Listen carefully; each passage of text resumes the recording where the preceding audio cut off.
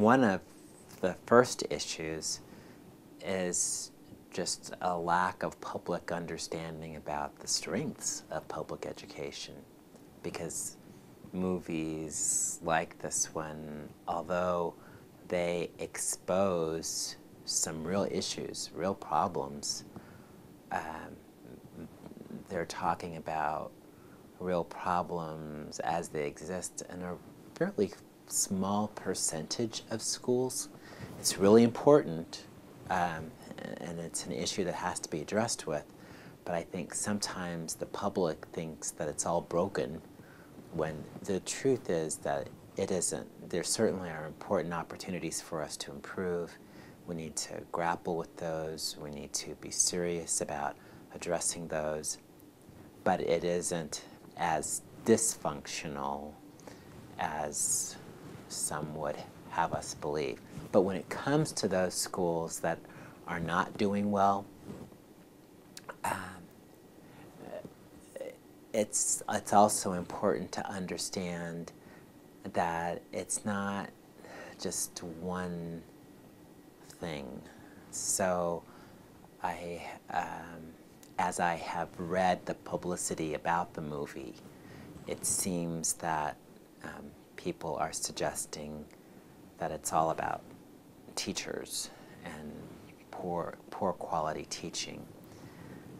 And that's failing to acknowledge the systems that are influencing the quality of teaching. And so part of my concern is that when people look myopically and say, oh, this school is not achieving well because it has bad teachers, they may be underestimating the potential of those teachers, and at the same time, they may be underplaying the importance of various elements of that system, administration, organization, leadership, that may be contributing to the quality of teaching within that school. And in my research, we've been exploring that, but actually from the opposite perspective. We've been noticing, hey, there are some schools that serve very low-income communities that seem like they have all the challenges that the struggling schools are facing, yet they're getting amazing achievement results. And so we've gone in and looked at these schools that are getting great results, and we've tried to ask the question, well, how are they different from these other schools? Children are being taught the more rigorous math. They're being taught the more challenging science. They're given the opportunity to think more in depth about these issues, and they're finding that it's exciting to work on these issues. Students will say, "Hey, we're not being given baby work. Our teachers push us, they challenge us, they make us think," and students respond. It's that in these very successful schools, even though they're serving low-income communities with many challenges, they are focused not simply on presenting a lesson, covering the material.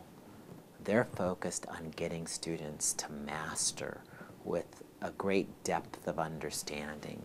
They're looking to shape lessons that are going to connect with the backgrounds and the interests and the prior knowledge of students. They are structuring the lessons so that students are truly engaged. They are discussing, they're debating, they're looking up information on the internet. They're discovering how exciting it can be to learn the content in a real, practical, applied way. And so we see students coming to love learning. They're excited about school. And so just the way teachers are teaching in these very successful schools is powerful in influencing better academic achievement. And then the final thing that we see is that there's a climate, a culture of learning within these schools, and a climate that also lets everybody know, students, teachers, support staff, parents, that they are valued, that they are respected, that they are appreciated. There are just too many of these great examples of schools that are secrets. And so we tend to act as if these successes aren't there. You know, one of the nice things about the movie, as I understand, is that they highlight charter schools that are doing well. Well, that's great, but there are also some very impressive, typical public schools from all over this country that are achieving amazing results. We need to be learning from those schools. We need to be learning from their best practices.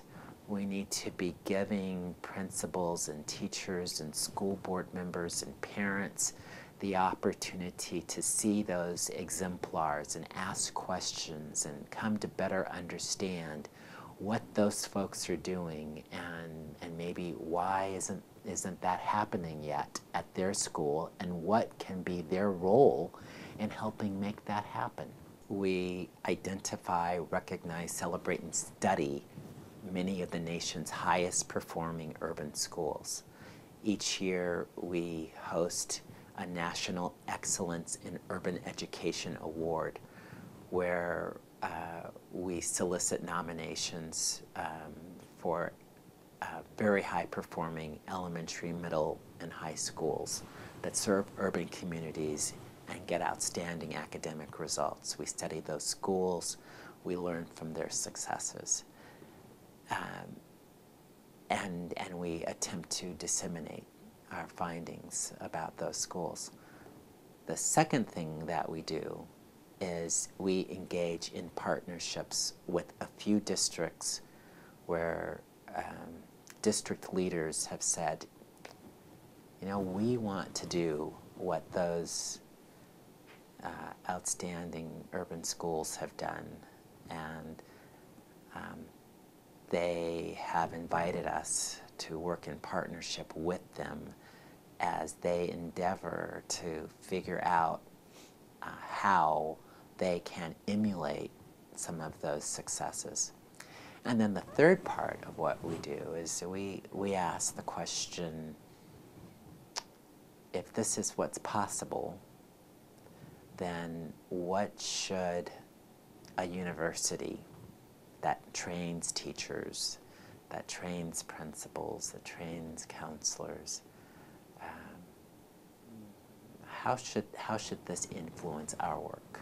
And so at San Diego State, the Dean of the College of Education has invited us to be really thoughtful with the various departments within the college as we consider how we can improve what we do so that we prepare educators and leaders in ways where we increase the likelihood that they will make this kind of positive difference in the schools that they serve.